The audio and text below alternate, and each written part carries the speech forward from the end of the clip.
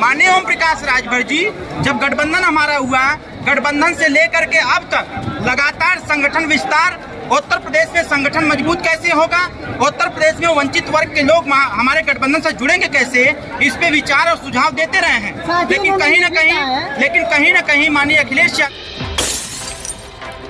यादव जी ओम प्रकाश राजभर जी के सुझाव और विचार को नजरअंदाज कर रहे हैं और नाराजगी व्यक्त कर रहे हैं। नाराजगी उनके लिए हो सकती है, नाराजगी हम लोगों के लिए नहीं। तो कहीं ना कहीं पार्टी ओम प्रकाश जी और अखिलेश के बीच खटास पैदा हुई है क्या? पार्टी का गठबंधन टूट सकता है? देखिए, कहीं कोई खटास नहीं है। हम गठबंधन धर्म का हमेशा पालन करते हैं। एक दोस्त अगर एक दूसरा दोस्त है तो एक दोस्त की कमियों को बताने का सच्चा मित्र वही होता है जो अपने सच्चे मित्र की कमियों को बतावे, वो उनकी कमियों को उजागर करे। हमने अपने सच्चे मित्र के कमियों को उजागर किया और उजागर ही नहीं किया, उस समस्या के समाधान का हमने सुझाव भी दिया।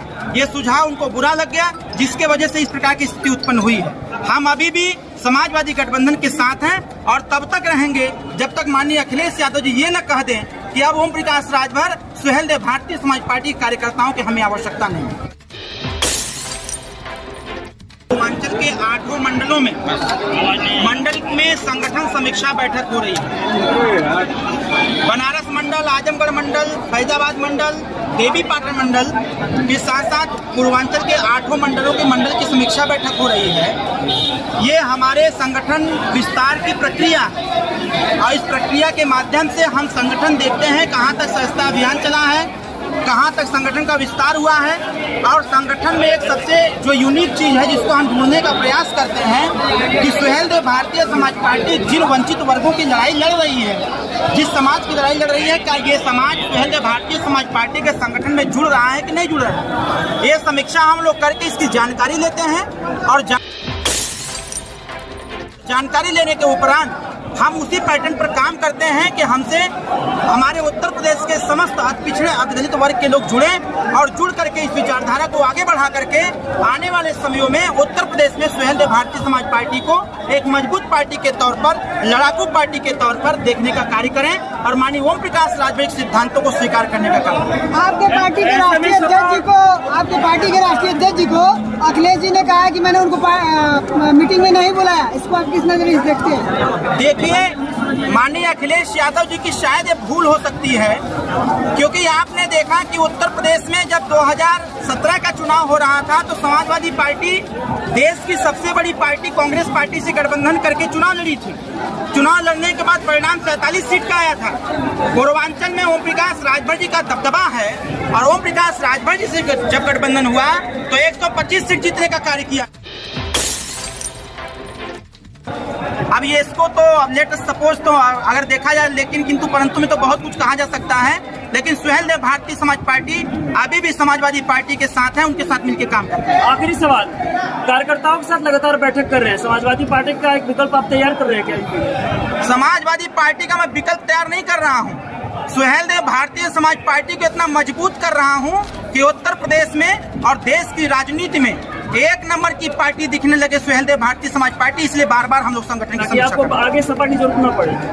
नहीं, ऐसी बात नहीं, हम अपनी ताकत को मजबूत कर रहे हैं ताकि आने वाले समयों में हमारी हिस्सेदारी भागीदारी मजबूत हो और हमारी इस शक्ति को कोई ये ना आके कि सुहेल देव भारतीय समाज पार्टी मात्र 2 जिले की पार्टी। आपने अपने संबोधन में कहा है कि 2024 की उम्मीद न करें अखिलेश जी, तो 27 की तैयारी करें।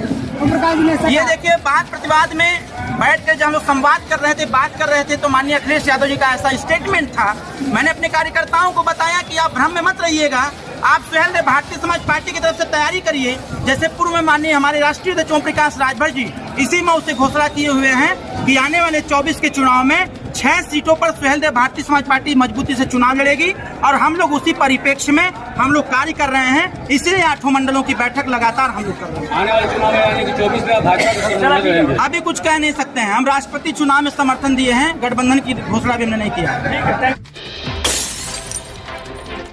चुनाव है, आपकी पार्टी किधर जाएगी? कल राष्ट्रपति का चुनाव है। हमने अभी 15 तारीख को प्रेस कॉन्फ्रेंस करके हमने बता दिया है कि उत्तर प्रदेश और देश स्तर पर जो लड़ाई माननीय ओम प्रकाश राजभर जी दलित पिछड़े वंचितों का लड़ते हैं, हर वर्ग हर जाति हर समुदाय में गरीब हैं, उनकी लड़ाई लड़ते हैं और सबसे निचले पावदान से अनुसूचित जनजाति की, जिसमें हम स्वतः जाने की मांग कर रहे हैं कि अभी हाई कोर्ट ने फैसला दिया है उत्तर प्रदेश सरकार को कि राजभर जाति को अनुसूचित जनजाति में शामिल करके इनको आरक्षण का लाभ दिया जाए।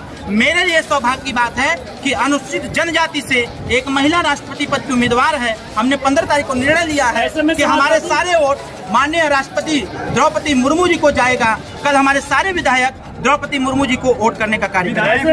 अंसारी के बेटे करेंगे उनको। हम लोग, मैंने पहले ही कहा कि 6 विधायक हमारे मतदान करेंगे द्रौपदी मुर्मू जी को। ऐसे में सपा के साथ तो विरोध आप कर रहे हैं जी, समाजवादी पार्टी के साथ विरोध तो आप कर रहे हैं। मैं विरोध नहीं कर रहा हूं, क्योंकि जब देखिए कहा जाता है मांगिए उसी से जो दे दे खुशी से और कहे न किसी से। अखिलेश यादव जी को हमारे वोट की आवश्यकता नहीं है। मैदान में 2 ही प्रत्याशी हैं।